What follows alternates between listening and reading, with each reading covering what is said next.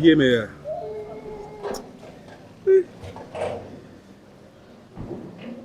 Nye les gars travaillent. Nye ya dogle na kwa so keke a meton ya. Keke de ka de ka meton. Ye mu la zon li a di. O yifi yo ma ho. To ho no. Agoke mu diu. Agbonye na me. Oh. Tiens, on va sur moi à deux filles.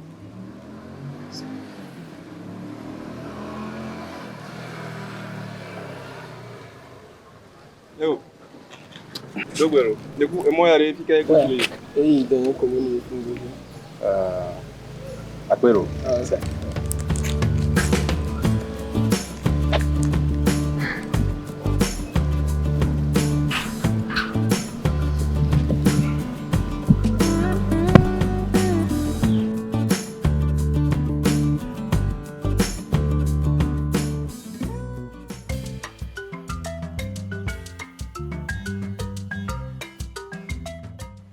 Intimidar peno lende kaya. Mi dia benade. Ne soni to jabe ti doade. Yesu Kristo pasedo. Na bia gbogon ni hune. Bra mesia me ke la te ko ebe nkume. E ba wo faveur ne. E ba di benade ne ba wo dole eguade. E wo wa na be ba fo keke ni to funu. Amen. Agbusi agbogi la tune lende kaya papa mi ne. Ma wo. Kasi amiribi dinti la. Tushi amede la benane kwa mewade. Amwane kwe. Netu ni ba te podo. Ni mi ato la ya dudume. Muso Yesu Kristo be muso topado. Yi na gbo kudo di jo ebe nyalo. Amen. Amen. Amen. Ido ya mkaroji be. Ima yi ya gbobalo. Mola kunami. Tiens. Mola kunami. Oh, mi mana ya bloka pelikere ka mi fe. Mira todo mira. Mai mara sia.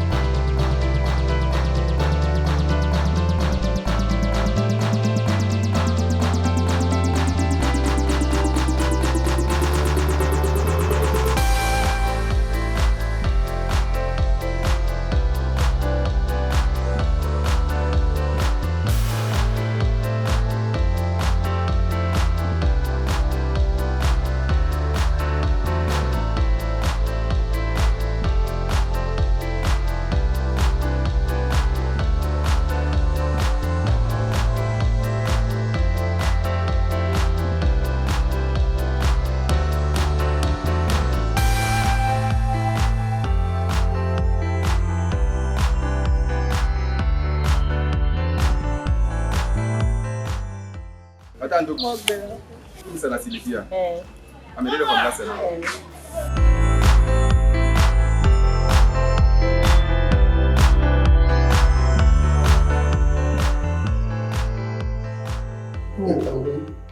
Ya kuna nama kulolansa.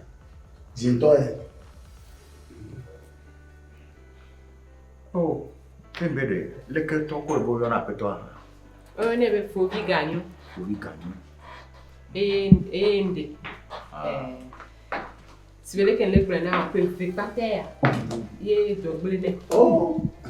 Professeur wa. Ye muka meduno. Nya to ba ho kwele a. Ke o me am fo e ke la tiegwa. Wa ho ha to ko la be me no tu fe na wa. Ye mo pona. Wa fufu nyo ke o ba gbe fifi. Be nchan de suno bo be ni ma pate so nya to ba ko be ga. Aso no po nu so adio. O nya le me. Wa ina e mbe ma do ko na mi. Ma ba ma de ko na mi be. Nya te di mo ne fa le mi ba jo be de me ma. Leke ni ko nya to mi no san ko npo a. Oh. Me nye kukire ke. Nya be kanka wale twa. Nya wele twa la si. Nya wede na gbe. Nkela. Ta me de fukoro.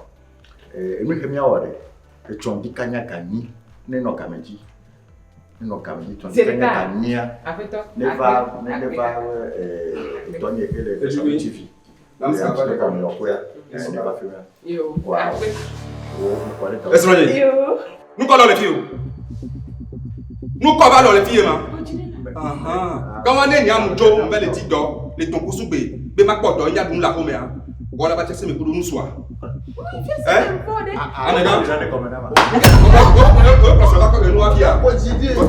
Eni to dupa yo kwa re. Ila so be na de kan ka sinere. Me ka oni yo. Wala bo le fun wa. Ba wula me te ti to ni. Est-ce que be le ko ba? Est-ce que ni ya? Oh, quand non non a hati to yin ya. Ye le ho me na ma. Non non hati to yin le ho me na ma. Ano bo wula. Amuka. Ola, nkele jo ade. Wo ma te se gomo la. O ma te se gomo, nkele jo le fi ade. Olo ko nu, ma fu to mu no fi ade adu ladu ade. Me ka oni o. Me ka oni o. No nu su pa ba fi. No ni su pa ti te ba na yo la fi te ba. No so ni alo ba fi nya nya we. I will never feel that. Si te ba fi. E go me denga. Kawa ne nya mjo. Ma do ceinture no fi ade. Me ko ma do ceinture no fi ade. Après non. Après toi, il y a un peu de dormir. Après toi, il y a un peu de temps de gagner. Les festivals TV, oui, d'or, il y a des trucs comme ça. Yeah.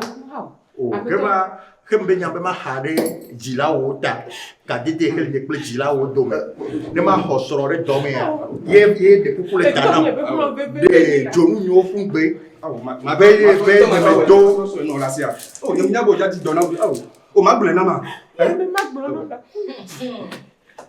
Akoba. Jibodi ma de kukula sia me gesia me le klodi au de kukula me nyame ka o mi ano patapa o ano tukara o e wo kele fu fia tremi e wo ya te kule fia e ni aso sonye bola so en bo be so la e la tona be na de Ncha me ma. ke mi no Me ma do jijo no ila. Me la de ma we de ma ba so do jijo no ila. Mia ko to mga Mi de di. kukula na mi de kukula. de kukula sia oh de kukula oh la après toi de kukula oh la de kukula et donc pele tu to fo ah da sima ya ko de me kukula de kukula Mi de kukula. e nde kama da le fia wa Laka. wa jigere le kike amere ame kukula baji menya bere du ko la citron le mo ame kukula baji menya ko la citron le mo de kukula pour le clôture là oh nke ga ngala ah on va Uko nuko ole wa. Uko nuko lo fiti a. E dori nfa ti ka ni abe so ganyi na ka. Uko nuko le wa. Ti pore ma ho ma ko ba de sentu bi ado ti sentu na ma. Unya me ke be fi munya. Unya me ke be fi munya ke gba mu le gbo ne. Onde pe ngba la so la ka mu le ko to no. Nya le ho le ti ka be ma ti do na wa. Sentu ro be aba do na la me do me a. Sentu ro be ado na ma. Fufu yo to na ngbe. E so le tabla ba ka mi ba ko me na ko da. oh Est-ce que Autant on va retirer. Da bien se veut de me crier, hein? Oh, on blâme qui est.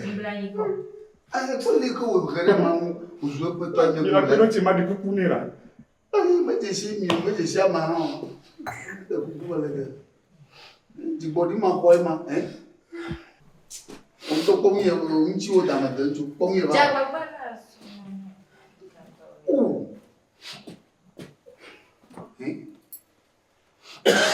Afeta mi me akosia. O amaji ko zo le wa ba ci. O fada je zo mo ba ga. Okay, boga. Oh, nchu mo ti body ma wa. E be. Ti body ti le ko, a du ka ma ji. Oh! Ele avemda. Não não tá problema.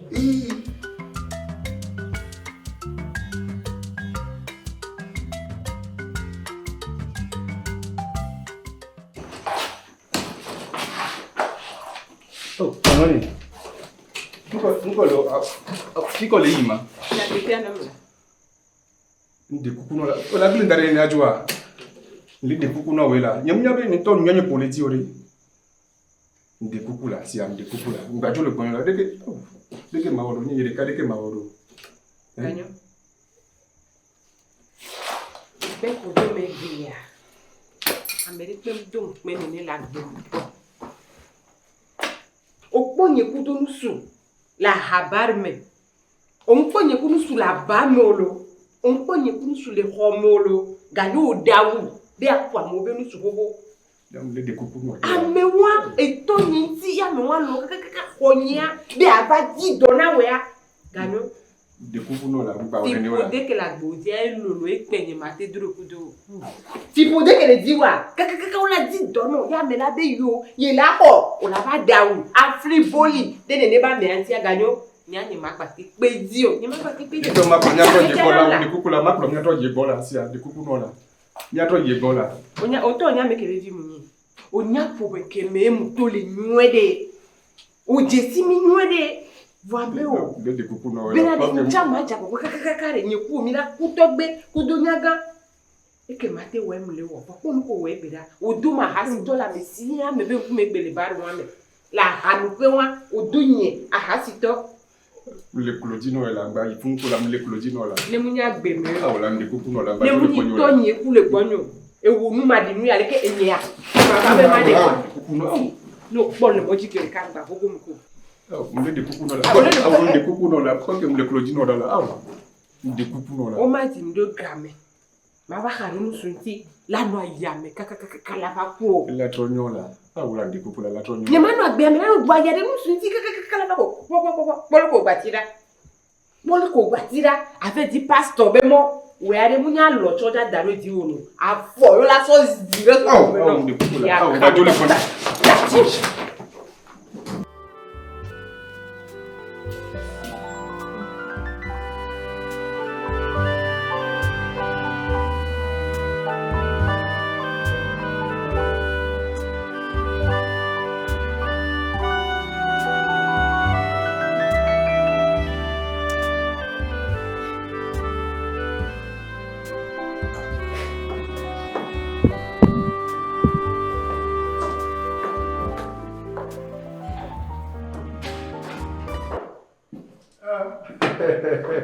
Afuera paradiso. Oh, le que mi foro. Mi no te pom kaka. Onde fu. Tu caramba. Nei fia, tu vai fia, trova fia, kaka. Kaka ma kwa o me ti me be viare le mo. Me de ta face. Oh, de ta face. Le que mi to mi foro. Oh, mi fonide. Donc wa me ma da pe no. De le ke benu ava joni so. Le kudo apeto ni kuku adome. Oh? Nga mi gbenya no ne wa. Nke jo wa ni ma te so ke gbero. E fi ave na mu Canada dinu. E fi ave mu Canada dinu. Nya me ma wo ma so dojijo ne no akpo be o ye sro tan de ele hu de yeta. Pom ke kaka de awu. De awu fi mu Canada dinu. Bene no ne me ke nya me nya na mo wa. Fiche wa toa e damateur. Après Et tomato. Et be ko kuga ko ma pa de no se. Du caramelo. Et quoi, ouais, une chose, c'est une petite qualifie. On va bouter ma caca, et va dire, même bien. Bouter ma caca, elle est moi, Léa. Non, vous n'avez pas pu faire, après toi, mais au top. Il y a toi, il faut vous offrir, pour nous, comme Kawe, nous connaissons la compagnie. Ne va pour nous plaire, et toi, pour nous, mais quand vous, au point de faire me fait, le temps vous faut maintenant. Et tu peux bantu à une nabatros ou américain, le festival de TV production. Ou à nous, nous avons na ouah. Oh, nous, de série. Mais, il y a ma brother. Oh, pas de pépé. Ta, nous avons sous nous ne pas ne doit. Elle a pris mon gros temps à nater non, le cul aussi. Elle a pris mon gros temps à nater non, le cul aussi. Et Magapure, Américain, pied ou. On t'en a trop souvent américain. Mais nous, on y est le bénin et ne veut toi. Comment t'as beau pour on d'aller piquer ou à Magapore ou à américain le film. Ma te carregina mi be. Tati a gemi wa. Mi ma regretter le monde. Tati a gemi wa. Ma va vemi. Ma te carregina mi be ma wo do ale gbegbe. E ma de tonye be nko. Egbeko. Ma de nko na tonye. Wa kaka fike belle cha makari be cha ela na pedena mi da Yomene fani. yomene fa Tu m'as taw kure. Me fana na mo. Me fana na mo. agbeme mi ma de gbe Yo petit que ni ha ma wo. Ye be ru wala tu jole chifa fami ye fi he wole da ma trosa kasagale we yo to me wa. Ma wo toni. Be mi yo petit que ha wona bota. Ha ma wo toni sinu no. Yo ma e chondi gagnire. Mais na nyanya tare filmé avant a chonti gagné na no kameji ne gbodo filmé akwa wa de musia mu ko meno après no wi na wine nyere manu wine ka wole mi asio ma te po wine to khere a ke ma ko de kala ma ko